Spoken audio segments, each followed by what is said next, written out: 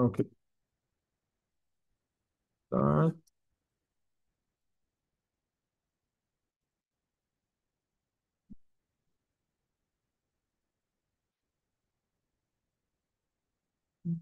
And that's it. Okay. So, um, our next subject, the course, let's say for the next 2 weeks, like 4 lectures, something like that, is the subject of improper integrals. Nothing really important to remind you right now, but of course we're going to use many of the property statements, etc., that we learned about integrals in the last weeks. So we have two kinds of improper integrals. First of all, what a proper integral is, what we studied roughly in the last 2 weeks. Integral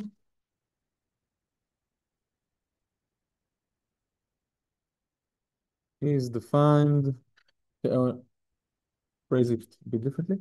We defined um, integral from A to B of f when f is bounded in the segment from A to B.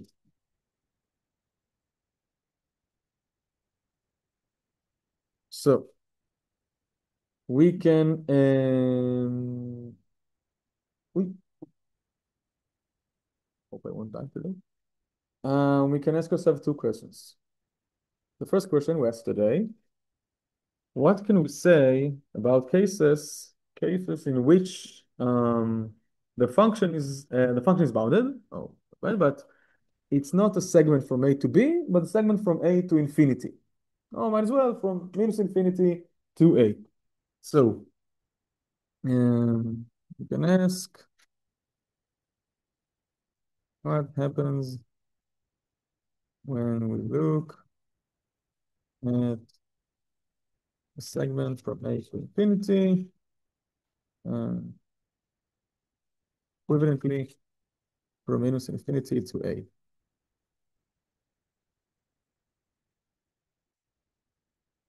Moreover, we can ask what happens when the function is not bounded. So today we ask the first question and hopefully answer it. What do we do when we look at an infinite segment? And on Tuesday we probably discuss the second case. What happens when the function is not bounded? So we have two types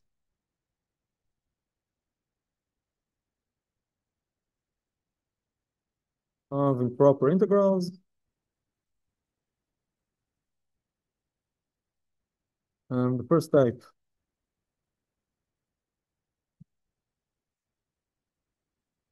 is an integral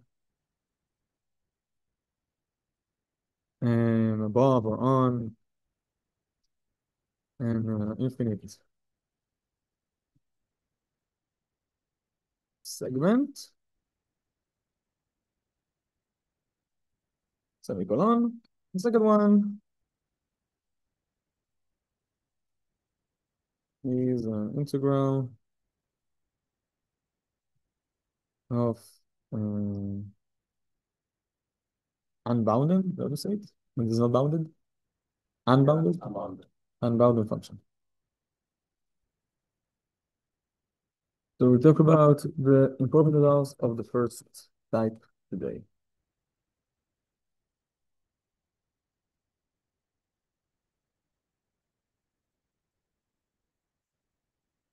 Letters for the headline. First of all, we need the definition, but it will be much shorter than definition of the proper integral It took us a long time throughout lecture 4 with all the sums and rectangles, etc., etc. Because, as usual, when it comes to mathematics, we are not planning or starting from the very beginning, but we use what we've already defined for the finite case, try to generalize it to the infinite case. So, how do we define? We define the integral from a to infinity of some function f in the following way. First of all, before we talk about how to calculate such integrals, we need to define the very notion of integrability when it comes to infinite segments like this one from a to infinity. So first of all, if, I notice the font is fine. You want bigger? The font. Okay. It's, was a lesson I taught only in Zoom, not in class, so don't have to be 30 or something. So first of all, function f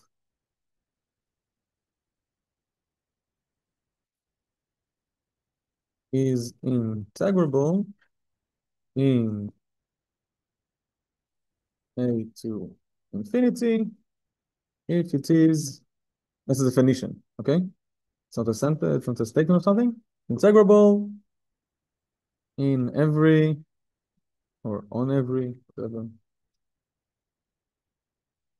every segment A to B.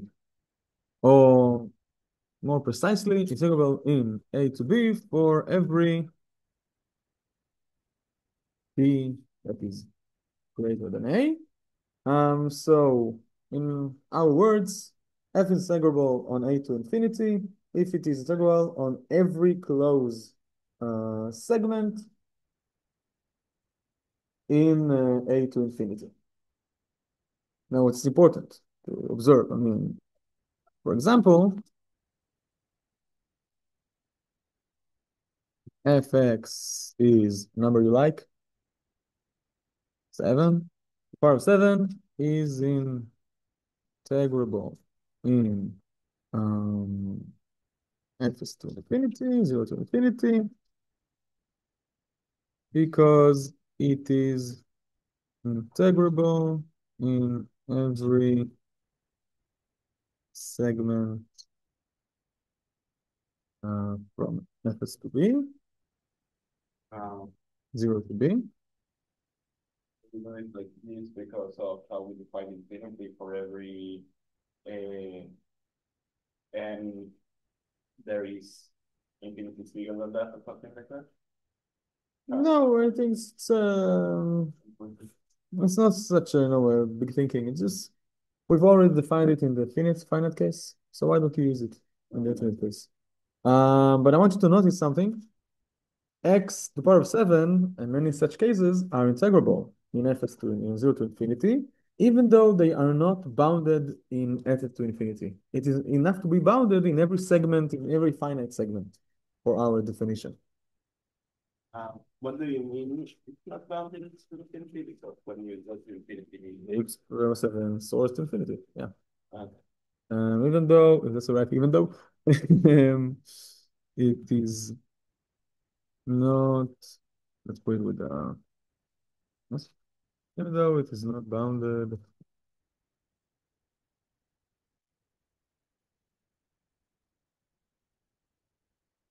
in segment from 0 to infinity,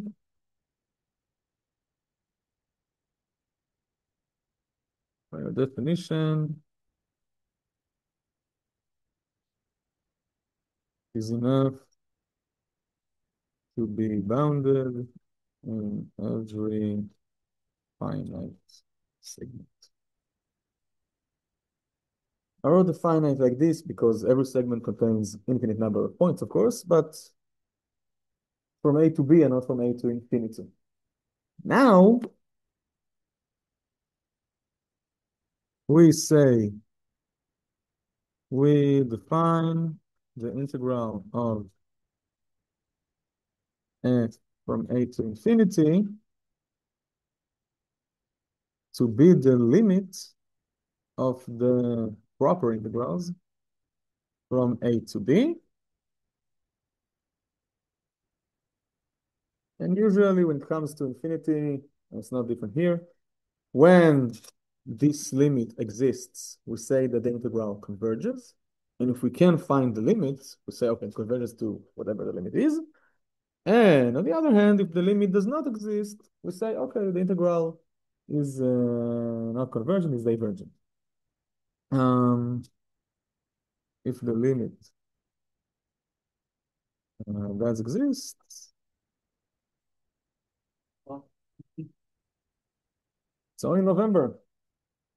They mean it, but like it's like introduce that then out of place. It is real. You should wait for the Messiah if you want some cold. But they say that on Tuesday it's going to be rainy. Not very cold, but rainy. And next week, when we start December, it's going to be,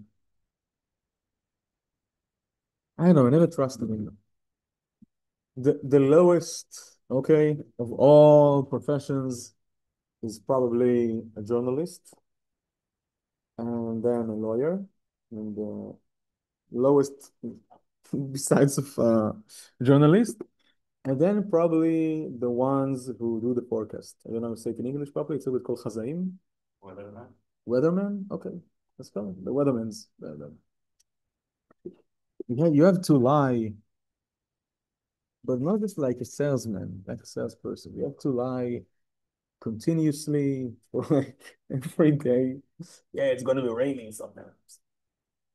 I don't know where you grew up, but in Israel, every rain is like it's a big deal. Like, oh my God, it's gonna be rainy. We're gonna dry out. Oh, it's rain finally. Thanks Hashem, etc., etc. And And then the negative is flat. yeah, Negev and every city in Mizrah. Okay. If the limit does exist, we say that the integral converges or converges to this limit. Otherwise,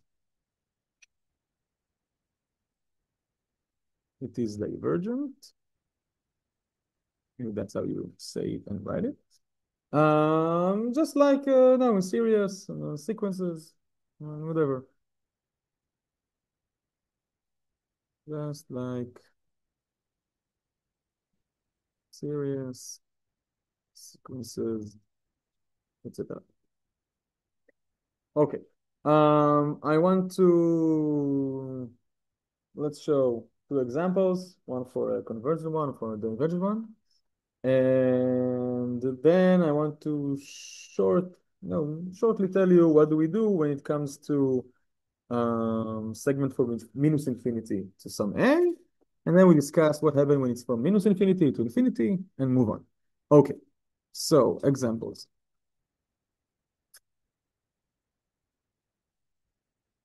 Examples.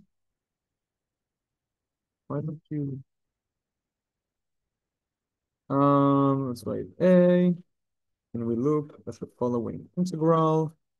The integral from 1 to infinity. Uh,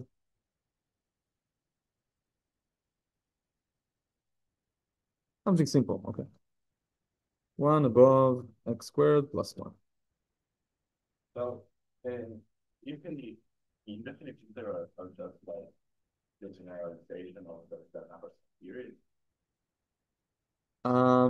That's an interesting observation, and we will discuss the connection between serious and improper integrals. We will do it, but when we finish our subject, lecture number 11, something like that, next Tuesday. Yeah. But it's a nice observation. It's a good one, and we sometimes we're gonna mention, hey, you see, it's just like serious, just like the fun you did with errors. But we will, on the other hand, discuss the differences, and there are differences. Moreover, there'll be some theorems, not very important to us or the syllabus, but I will show it here, that mathematically connects between series and integrals. I mean, if this series convergence, or if and only if the series convergence, then the integral converges well. But as mentioned, we'll discuss it later on. Okay, so by definition, we don't have anything else right now. Our integral is the limit of some b tends to infinity. And if you prefer some other letters than b, you can, of course, use them. Or use b, for the upper limit of the integral. So don't see any need changing it now. And right now, we have to answer two separate questions separately. Well, first of all, we have to calculate the integral. And then when we are finished, and we have some expression of b, we calculate the limit of this expression when b tends to infinity.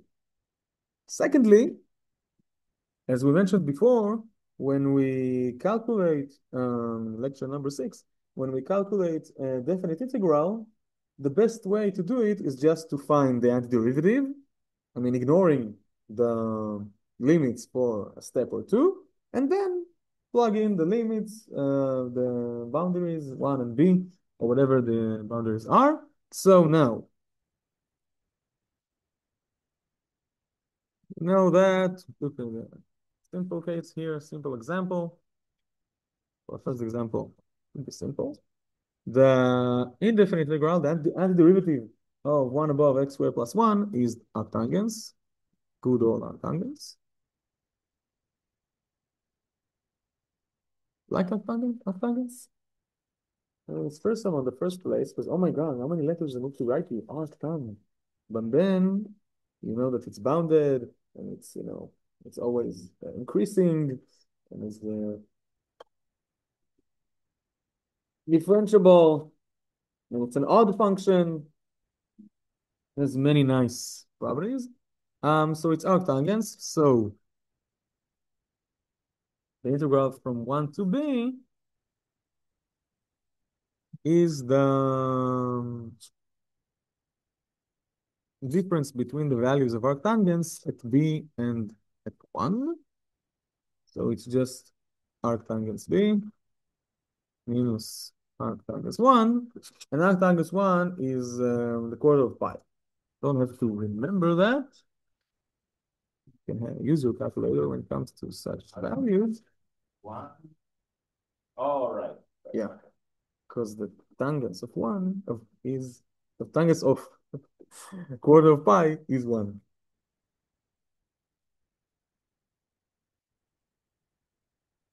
What do we have here? The integral is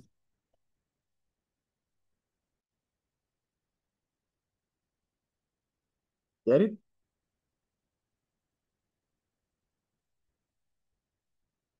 Limit of arctangents b minus quarter of pi. Now the limit of arctangents when b tends to infinity is pi over 2. So we have pi over 2 minus pi over 4, which is pi over 4. So first of all, the integral converges. Secondly, it converges to the quarter of pi. And we're going to see later on that just like when we discuss series in the first course, there are many integrals that we can say that they are convergent using some convergence tests, but we don't know what is the limit. To what are you converging with the integral? This is a different question. But right now, with the definition and nothing more, the difference between convergent and convergence to what, you can't see it. Okay, first example. Any questions? So for our next example, B. Let's have a look in the following integral. Um, to infinity, let's say y above x ln x dx. So first of all, we write by definition the integral, the proper integral is the limit of proper integral.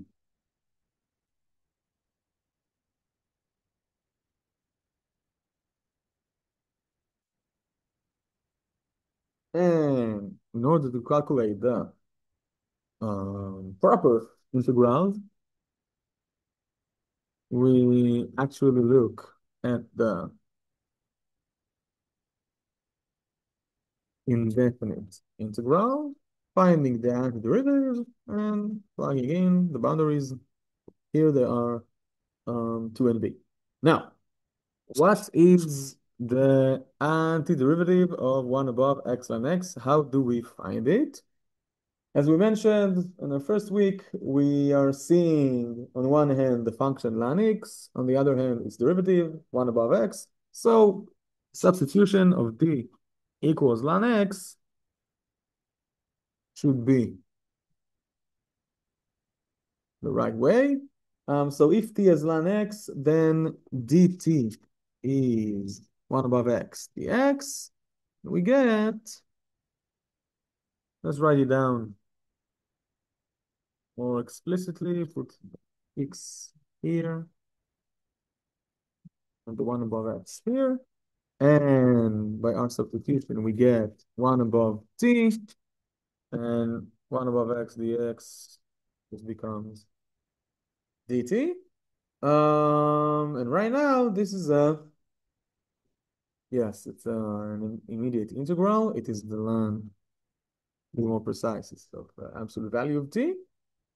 And as we mentioned in lecture number 6, one can say, okay, if we substitute t to be ln x, then we can already change the boundaries to be ln 2 and ln b and plug them in instead of t.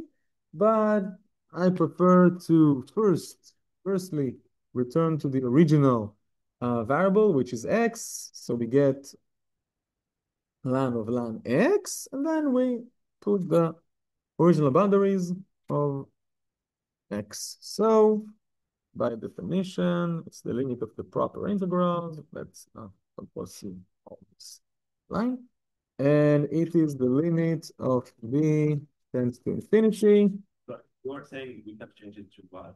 The other game. When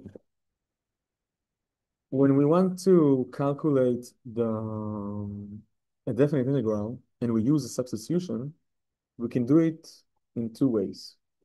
The best one, as I think, is to ignore the boundaries.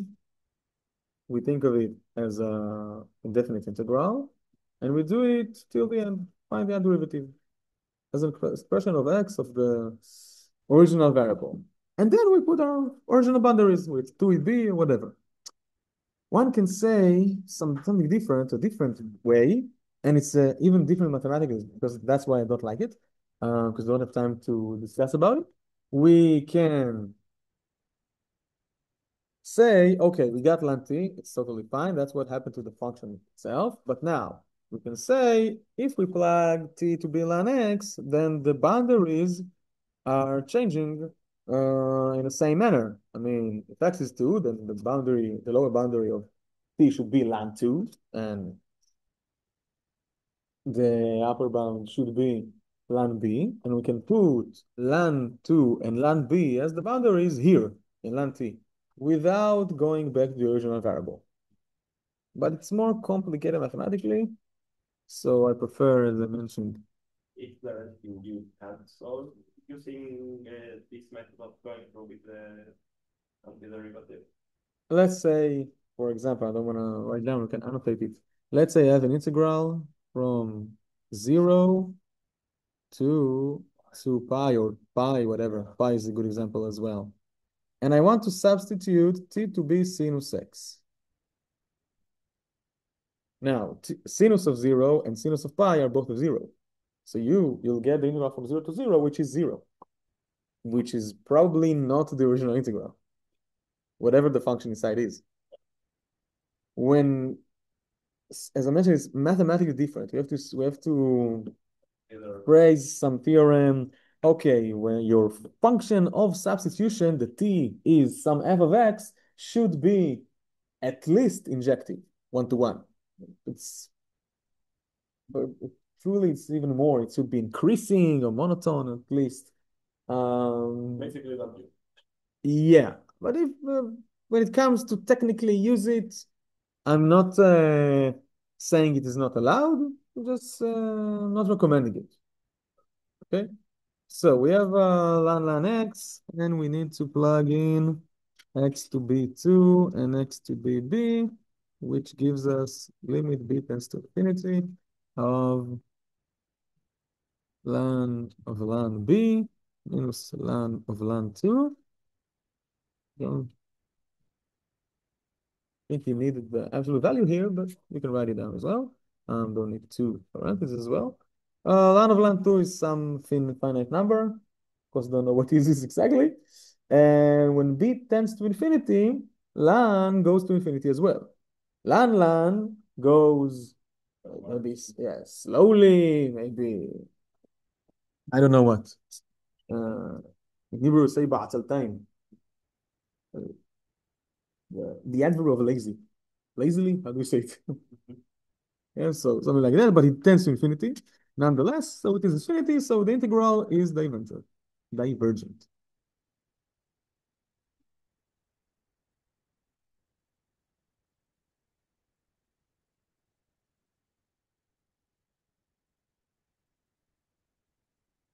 Okay. Any questions? So as I mentioned, I want to note it's practically the same, so don't have to waste many time with it. It's understand with it. Similarly,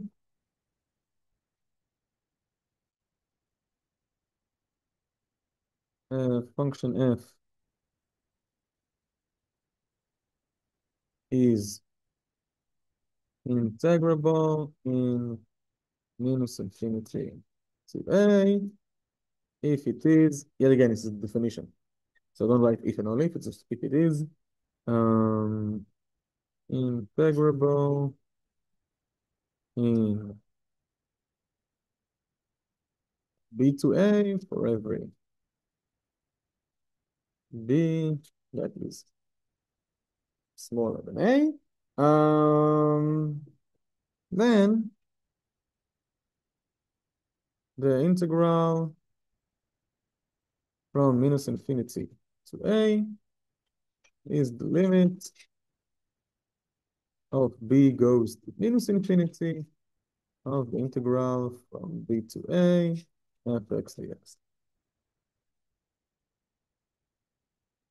Common sense. It's just the same. It's the same as the first one. But now I want to point out something. I don't want to call it important, but it or essential, but it is important. Um, One can ask a simple question. Let's calculate the integral from minus infinity to infinity.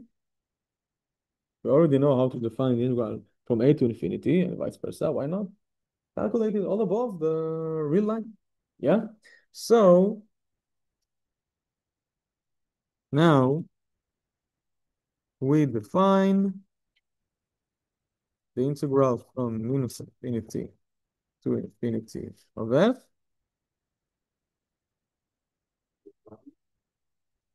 Yeah. As a sum of two integrals. Integral from minus infinity to a for some a. It doesn't matter which a you take.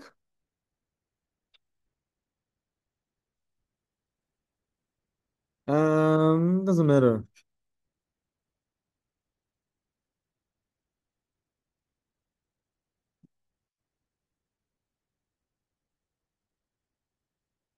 Okay.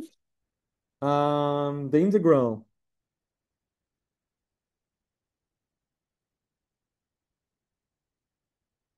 in or on minus infinity to infinity converges if and only if, but I did, it's a definition, so just if is enough. Both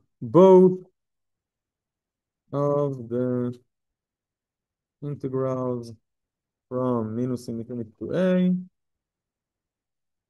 and a to infinity are convergent.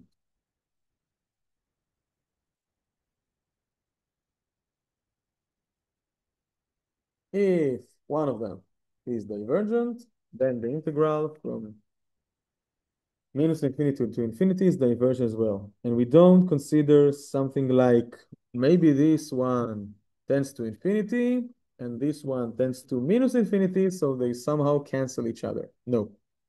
Integrals on different segments, by definition, do not cancel each other. I want to write down in a different color an alternative universe. Any favorite color? White. Of course. Let's just do this time. Um, in an alternative universe,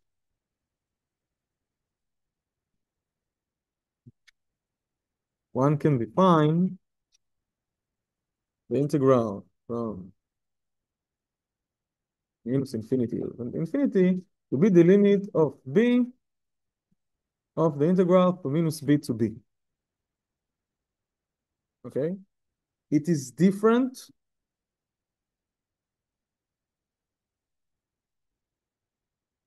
from our definition. They're not the same. For example,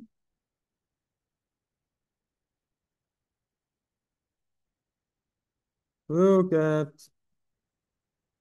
simplest or one of the simplest functions you can find, identity, f(x)(x). By our definition, which is the definition,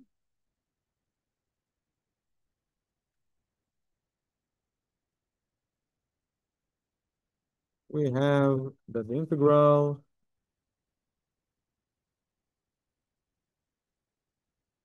of x is the sum of, let's choose an f, whatever a is, as I mentioned, doesn't matter, and x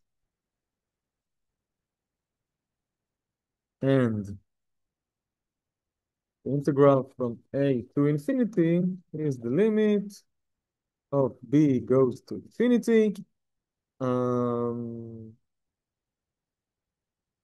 integral from a to b of x, which is, put it down, which is x squared,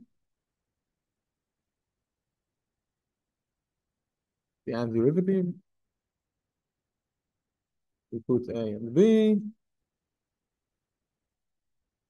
There's the limit of b squared above 2 minus a squared above 2. And when b goes to infinity, this is going to infinity as well. So when one of the integrals is divergent, alas in Hebrew, the integral itself from minus infinity to infinity is divergent.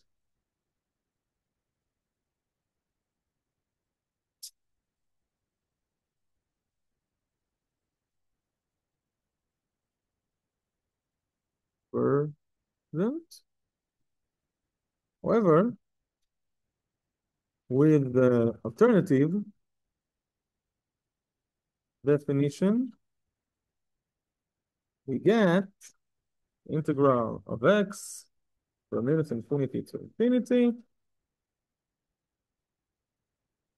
is the limit of the integral from minus b to b, which is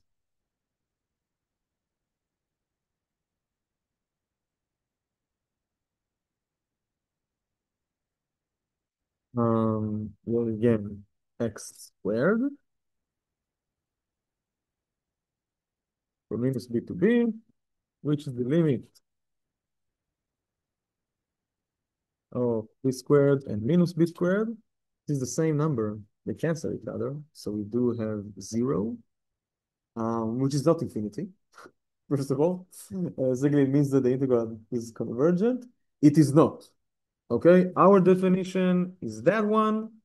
The integral converges if and only if both of the integrals from minus infinity and to infinity are convergent.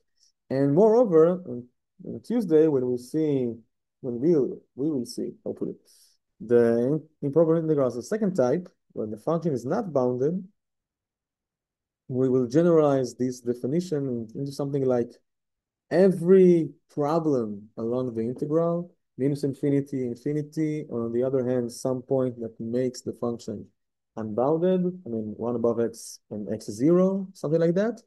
Every point, every problem needs its own separate integral, and the whole integral is convergent if and only if all the integrals are convergent. Right now, we only have two kind of problems, minus infinity and infinity. So if an integral contains both of the problems, minus infinity and infinity, we define that it is convergent if and only if it is convergent for every problem separately. Again, in other words, different problems, integrals on different segments cannot cancel each other. They need all to be convergent. In other words, now returning to the black, um, integrals on different or indifferent and in segments do not cancel each other. Oh, u goes to infinity, but u goes to minus infinity. Maybe it is finite after all, eventually. No, it is not. This particular case is the most apparent because the like the it's always positive. The function is not positive, so that makes sense. But it's right. When you goes to minus infinity, x is negative. The antiderivative is also positive, but x itself is negative. I mean, there is some logic. It's not very stupid to define it that way, but we don't do it. Okay? So I can ask why. Maybe later on we will see why. But first of all, we see the differences. And we um, emphasize that this is our definition. We need both of the integrals to be convergent, so the integral from infinity to infinity to be convergent as well. Before we continue, we can notice here some interesting phenomena, let's call it that way. Why did the integral across the road, why did the integral of x here is 0? I mean, if you, x is just an example for a more general case. If it was x to the power of 3 or 5 or 33, or it was sinus 6 or arctangle 6, it was all the same. And maybe Nir in practice or in homework mentioned it. If we integrate an odd function in what is called a symmetric segment from minus something to something, the integral will be always 0. Of course, when the function is integrable, and not something bad like that. So that's a different note, two notes. One note, two notes, penny and a dime.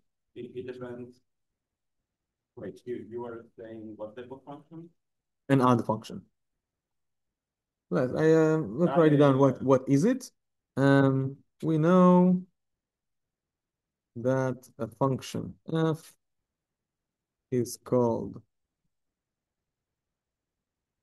odd if f of x is f of minus f of minus x. Let's write down like this. F of minus x is minus f of x.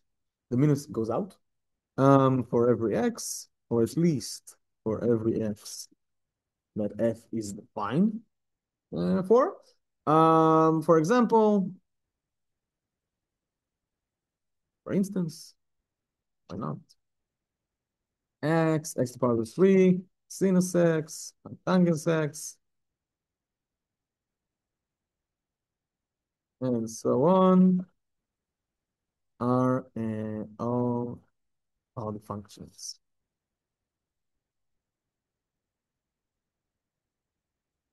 Let n be an integrable. Yet again, it's not integrable. Nothing really matters. Integrable odd function or an odd integral functions. I don't know how to exactly put it down. Then and let a be some real number.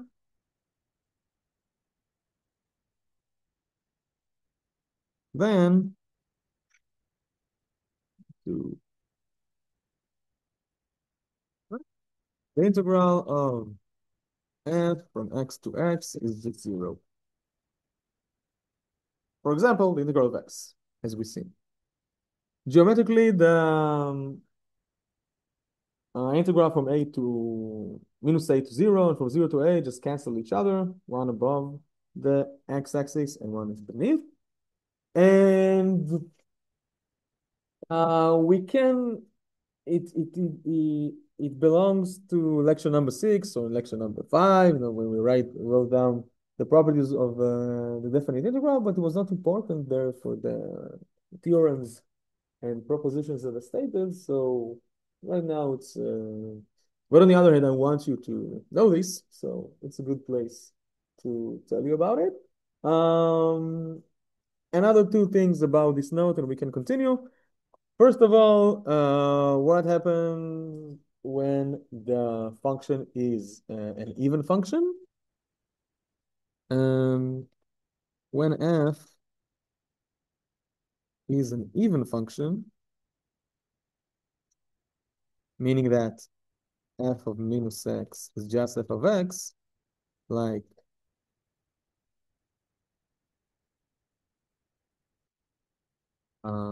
absolute value of x, or x to the power of 8, or cosinus x, and you can, of course, think of many other examples.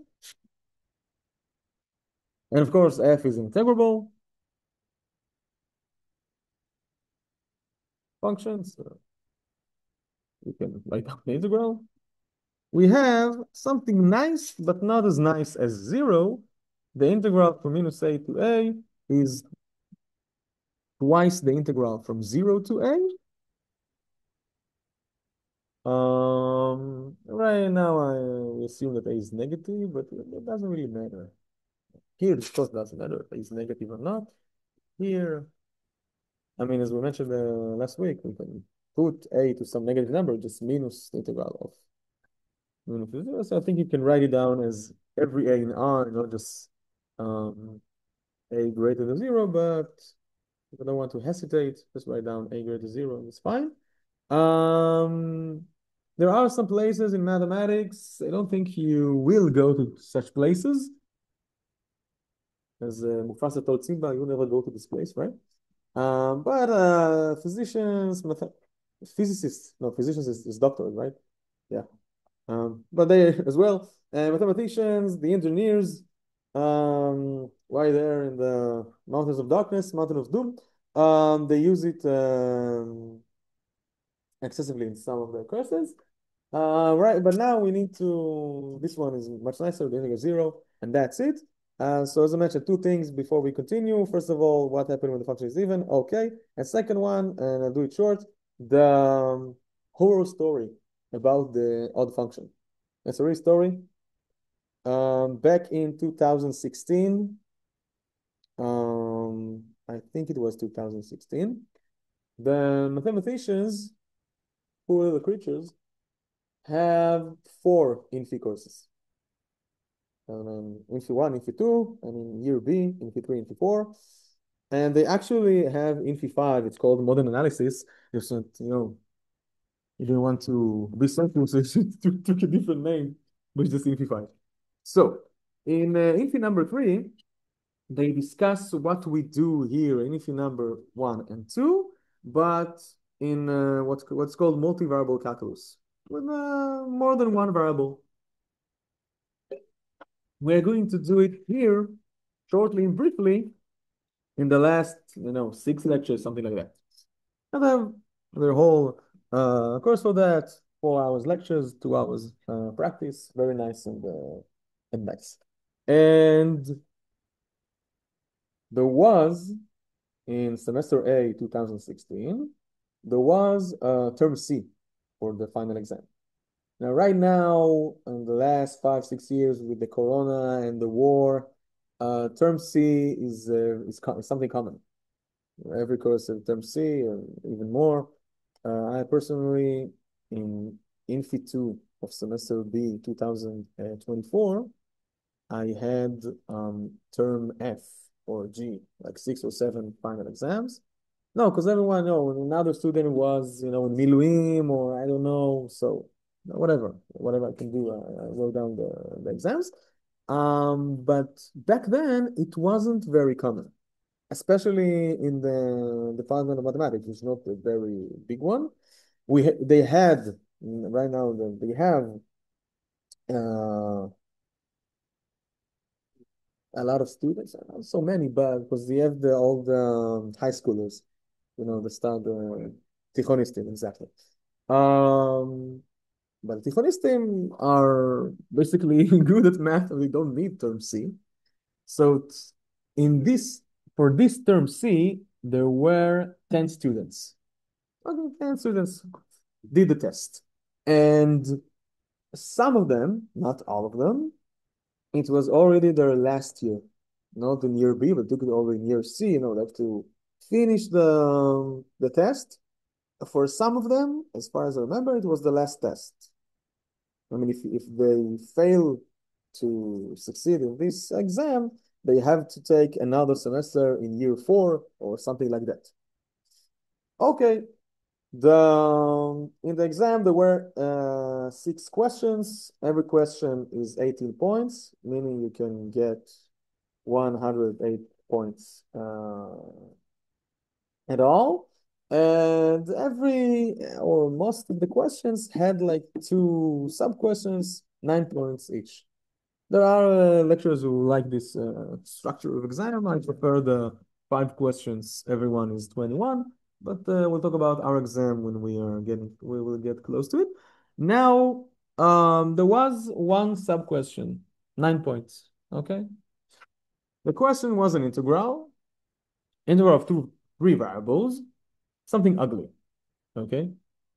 Now, the right solution was 2 lines. The function here is odd, whatever it matters when it comes to more than one variable. And the segment is what is called symmetric, so the integral is 0, QED. Now, from 10 students who took the test, how many do you think answered this sub-question correctly? Probably 0. Probably 0. What do you say? 1. You're very optimistic. As far as I remember, I wasn't lecturer. I did the practice. As far as I remember, 0 students answered this question correctly. They tried to calculate it with some complicated substitutions, which was not the case. And now for the horror, guess what is the horror? If you combine everything I said, there were, I don't know exactly how many, but there were students that the fact that they did not remember this proposition made them fail the course and fail the whole year. They were not kicked out from the studies. It wasn't that severe, but some of them had to, in here, open another year and pay the price and pay the schar mood and whatever, just because they don't remember that the integral of all the function, symmetric segment is 0. And what is the Musar scale? How do you say it in English? What do we learn from here, from this story? But functions are important. No, everything the lecturers say is important. Okay, sure. How are you doing? אתם עובדים במרכז לחינוך סייבר? כן. אני גם, ראיתי אתכם במפגש. יאללה ביי. ביי. Bye bye. אה, You asked them if they what? worked in Microsoft Cyber. I want to ask them if they are the same person. No, So, it's confusing. I know why they go everywhere together. Um, this what this means is that what the antiderivative of what functions is also an odd function. no, it is an even function. Oh, So when you subtract FA from FA, you get from F minus A, you get zero. That's what happened in our example. I mean, X, where's it? X became X squared above 2. And when we look at the difference of B and minus B, it doesn't matter because X squared is an even function. It just cancel each other and you get zero. So yeah, the antiderivative, and maybe Nir will put it, I don't know, in the homework. Something that's very important. It's just a note, as I said. But we had, on the other hand, the horror stories, so one can think of its importance. Um, the antiderivative of, I mean, why do we have to say it that way? We can say it in the language of Infi1. The derivative of an odd function is an even function, and vice versa. The derivative of an even function is an odd function. When it's differentiable. On the other hand, when it comes to antiderivative, it's the same. When the functions are integrable, or at least have an antiderivative. As we mentioned in lecture number 7, it's different things. Okay, so that was or not and what I wanted to tell you about it. Any other questions before we continue? Okay, so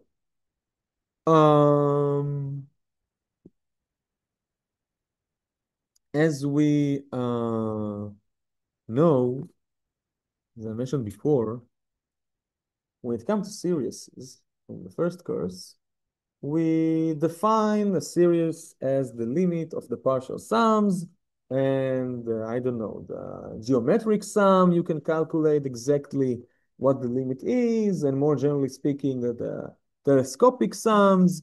But in most of our examples, in most of our cases, we actually don't know to explicitly calculate the sum itself, answering the question, okay, what or to where the series converges, we can just say that it is convergent.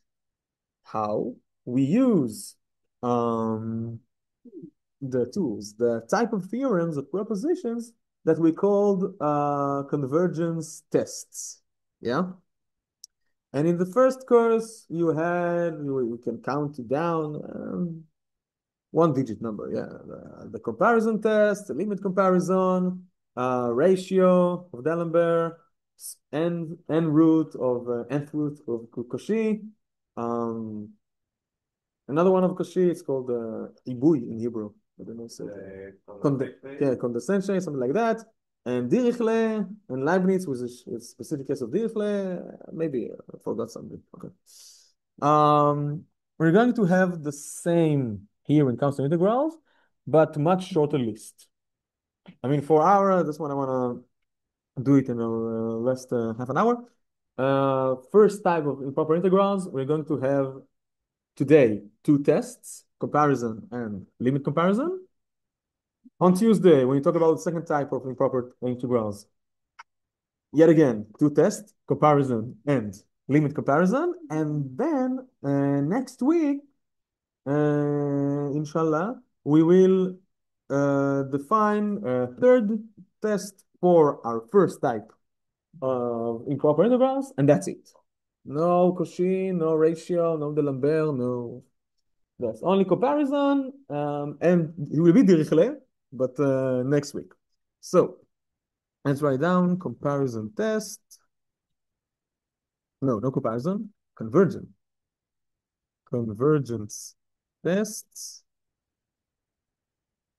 for integrals, but as I mentioned, it's actually just comparison tests of right now at least. Just like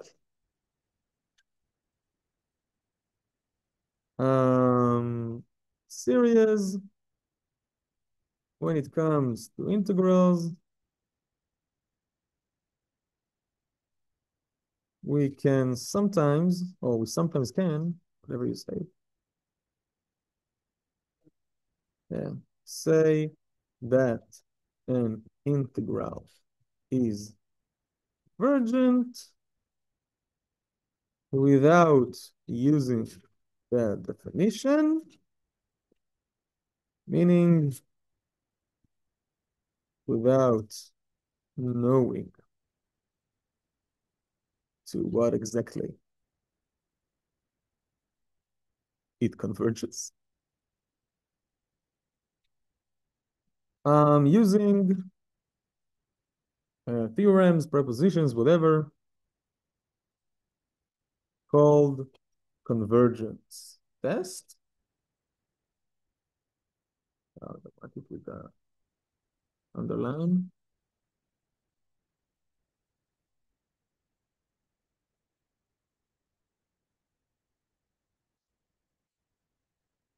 Right now, we will see, we're seeing, we will see, whatever. Huh? We observe. Okay, observe. Two tests. The comparison test and the limit comparison test. And they're very similar to the equivalent tests of series. Series or serieses? It's in the plural. It's another S. Just that.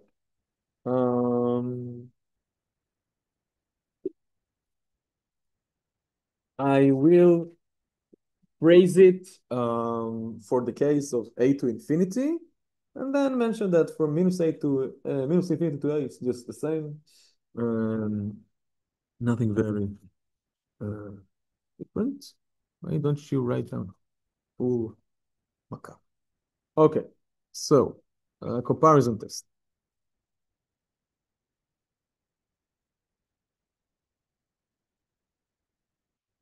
We have an example for each, and hopefully we'll get to prove one of them, but if not, it's not a big deal. Comparison test, let f and g be an integrable functions, accounts, functions in a to infinity,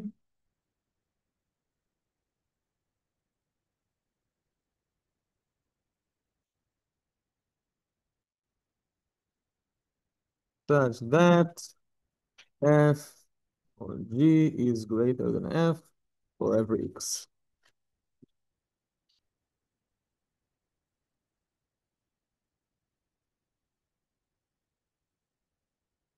Then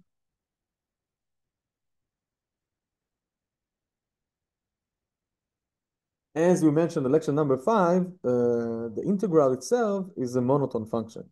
If I plug in g, which is greater than f, the integral of g will be greater than the integral of f. We can write it down, but what it actually means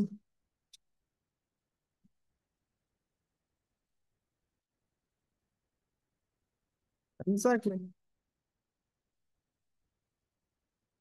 mean that is the integral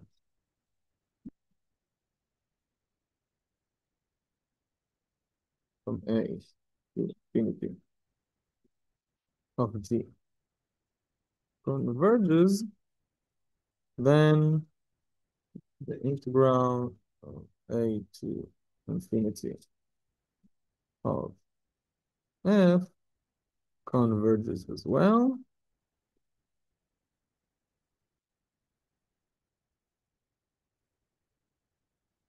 An important condition I forgot to write down. Both of the functions should be positive, or at least not negative. I mean, if they were all negative, it was the same, just like in series. it is problematic when they change their sign from time to time. Then we cannot do the comparison between them. But if they're both positive, or yet again, both negative, if the bigger one intuitively converges, then the small one converges. Equivalently, it's the same test, same sentence, logically and mathematically, but I think it is important to write it down as well so we can put it in our minds. Equivalently, that's how you write it. Um, the if the smaller one is divergent, then the bigger is divergent as well.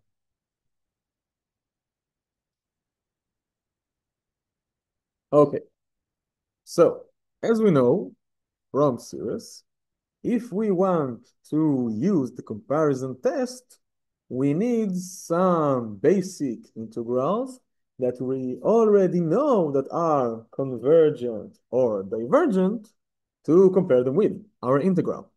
Yeah. In order to use the comparison test and the limit comparison test coming right next upper in, we need some basic integrals to compare with.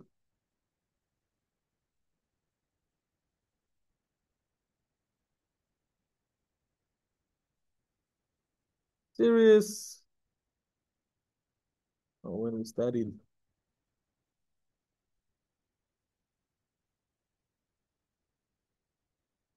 series, we used the harmonic, no? So you call it harmonic series as the Rosetta Stone. Is how we, it's a 0 for 1.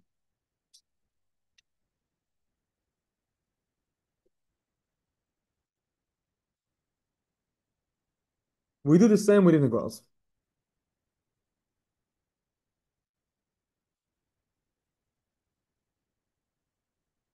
Our basic integrals that we should know that they are convergent or divergent are the integrals of 1 above x to the power of some p.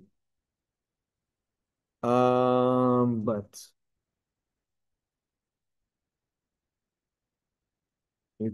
firstly, we need to say, okay, for what values of p such integrals are convergent, and for what values they are divergent, right?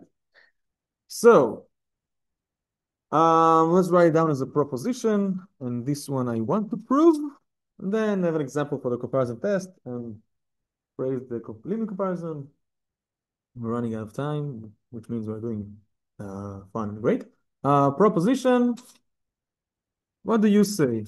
For which values of p such integrals are convergent?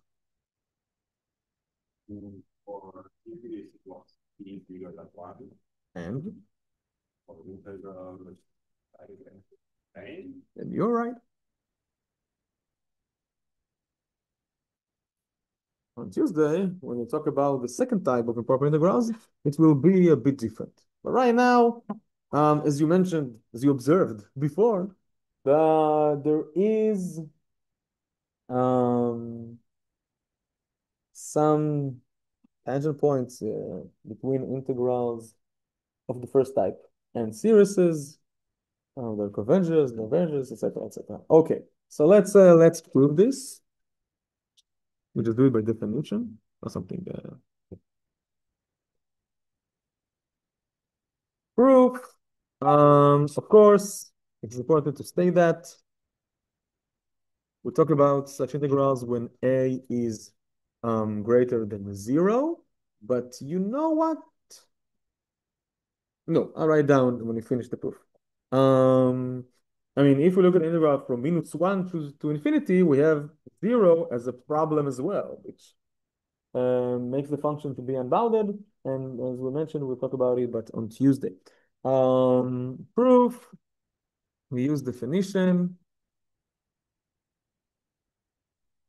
The integral of 1 above x power of b is the limit of b goes to infinity, the integral from a to b of a lovely function.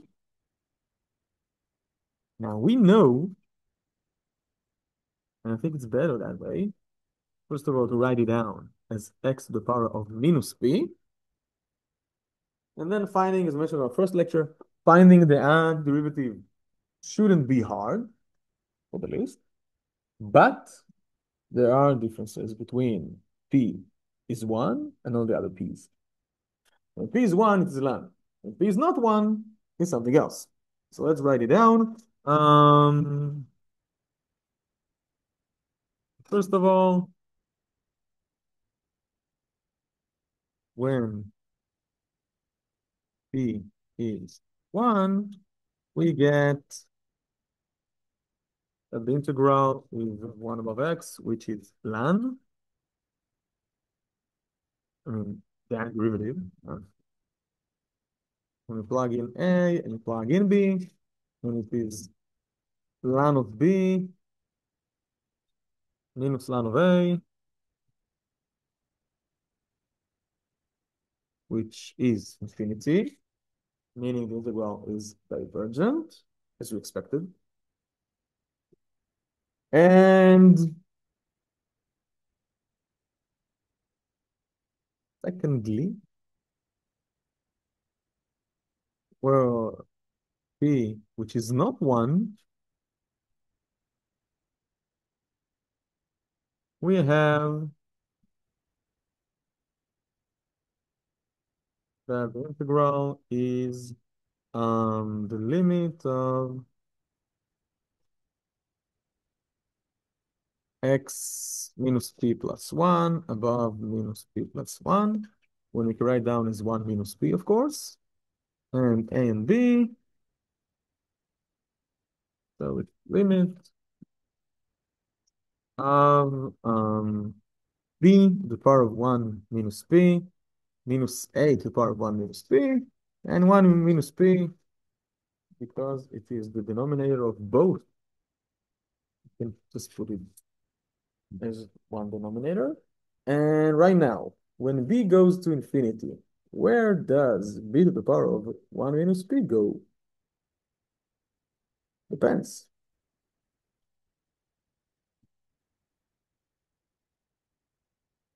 What is the limit of b minus p?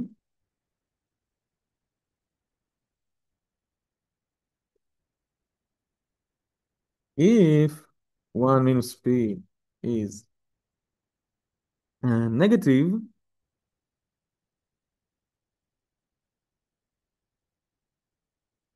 which means that p is greater than 1, we have, when b goes to infinity, but if it has a negative power, it goes to 0. I mean, something goes to infinity, the power of minus 2. Like 1 above the power of 2, which tends to 0, and the integral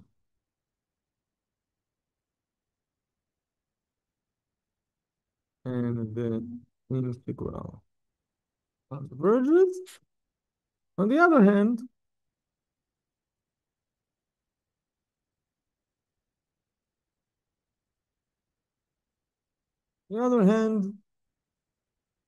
when 1 minus p is greater than 0, meaning that 1 is, or p is smaller than 1, we have that b, let's say to the power of half or power of quarter, tends to infinity, and the integral is divergent.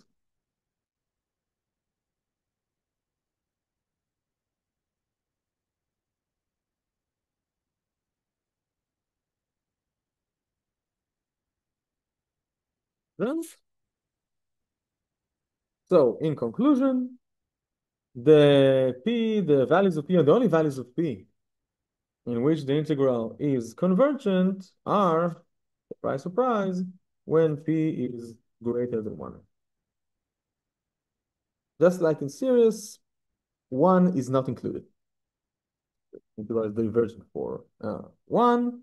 Um,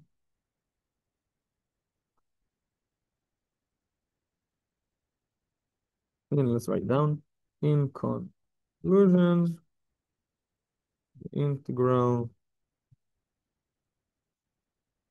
is convergent if and only if p is greater than 1. And I want to write down that of course one can generalize. Write down a 2L or just 1L? You generalize um the statement, the integral, let's say from a to infinity of 1 above some x minus c to the power of p dx, or every polynomial with degree p, yeah, not just p itself. Well, let's write down that way. When c is between a and infinity, no, so c is not in there because I don't want the integral to have another problem. Yeah, I just want it to have the problem of infinity and nothing more. Is what? You mean when it's negative? Is not there in the segment between a and infinity. Is convergent. Let's write an example. If and only if um, p is greater than 1, for example, the integral from 1 on to infinity of 1 above x minus, or just x plus 3, where is x, to the power of 5 is divergent, is convergent, because it's greater than 1, and the minus 3 not in our segment, while the integral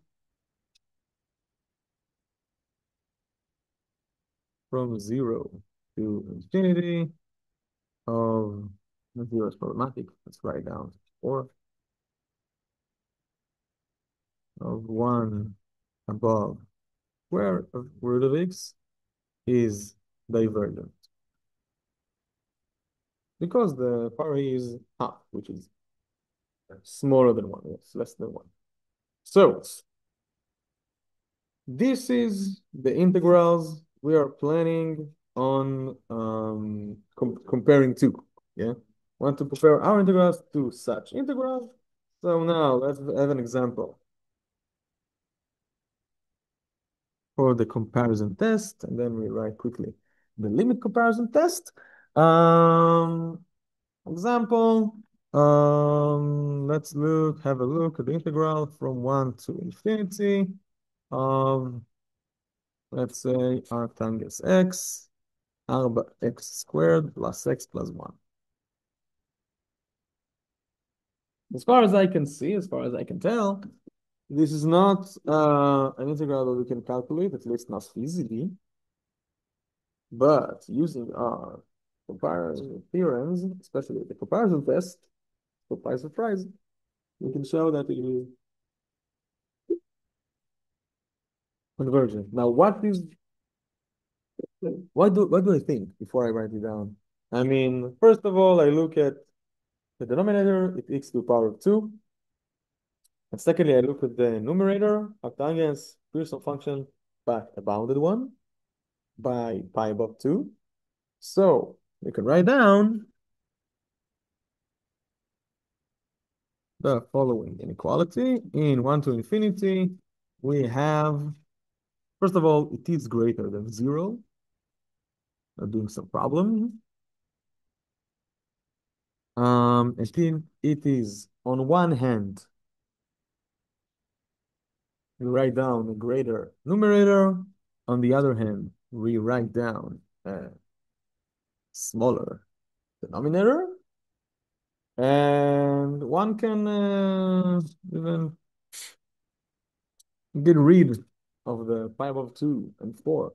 On the other hand, it is still greater because we lose something greater from the denominator to be 1 above x squared because now,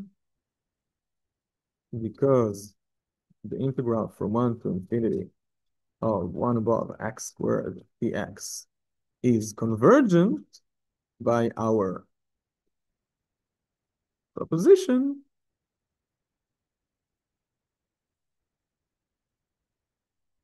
by the comparison test, our integral, the arctangle said whatever, integral is convergent as well.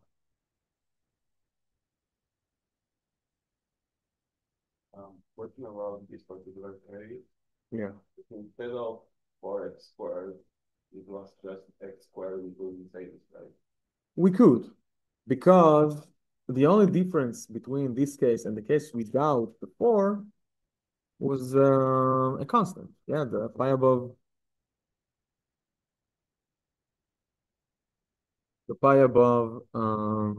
x squared. And when you write down the pi or half pi here above x squared here, we can just plug it out, as we know we can do when it comes to integrals. And of course, that multiplying by a constant, and a non-zero constant, of course, doesn't change as the convergence. Yeah. So it's really not a problem. Mm, let's end the 4. Any other questions? So let's write down quickly the limit comparison test, and we'll state when we are going to use it. Ah, that, no. Why are you, what? Why doesn't it do, something's wrong. I want to underline it. Oh, okay. Limit comparison test.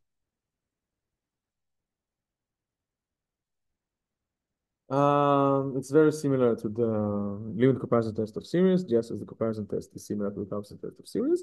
But let's phrase it correctly and have an example. Let f and g both are non-negative functions, b and integrable functions in a infinity.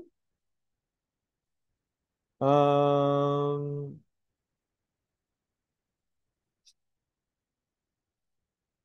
we denote the limit of the fraction when x tends to infinity with L.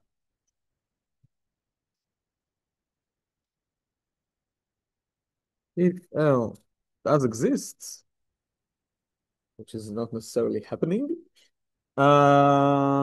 we can say that, first of all,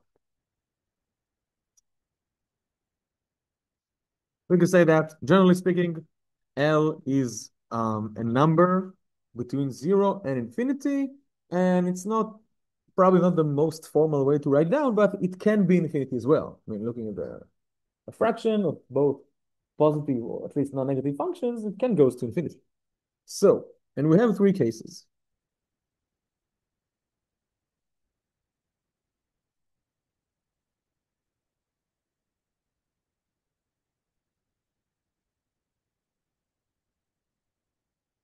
The most important one is when L is a finite number between 0 and infinity. Then the integral of f is convergent if and only if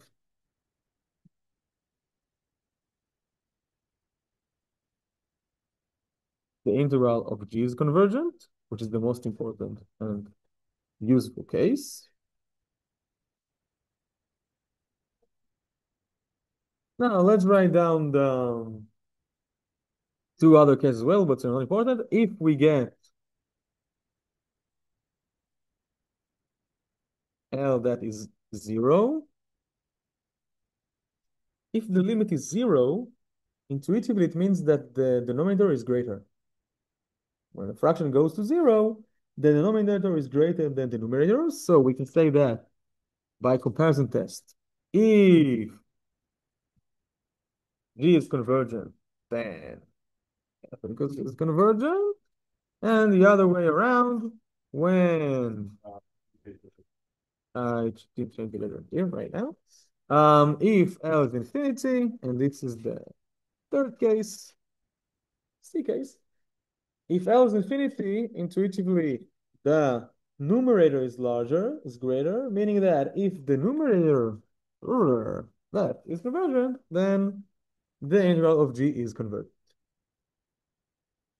Now, when it comes to practice, intuitively, we use the limit comparison test when we know how the integral should behave, but it is hard or difficult or even impossible to find a function that is actually greater or smaller than our function, and using the regular comparison test. So we use the limit and hope that it will work out.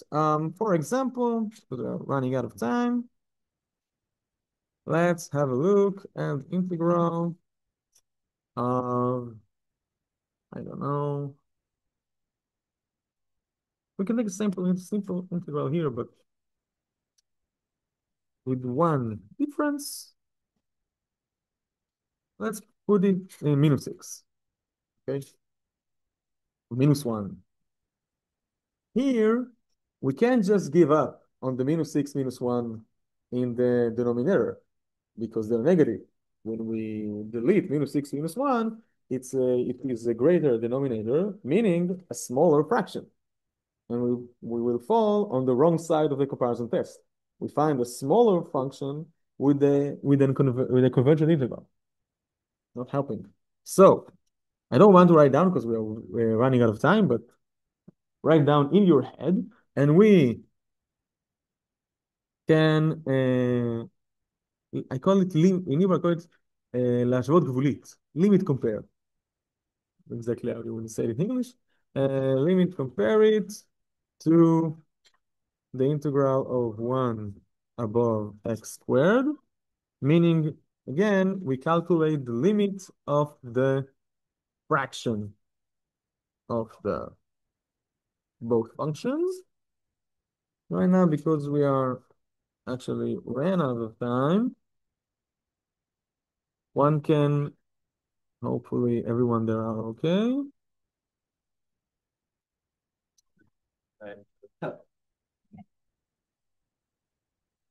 Can understand that.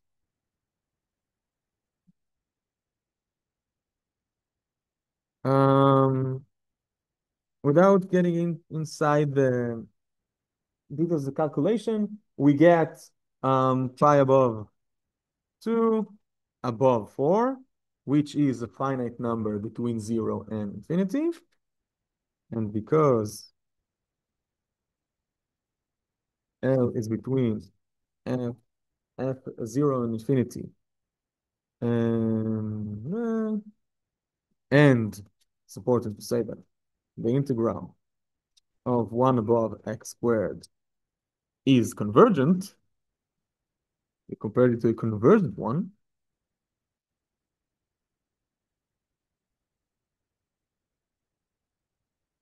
by a limit comparison test,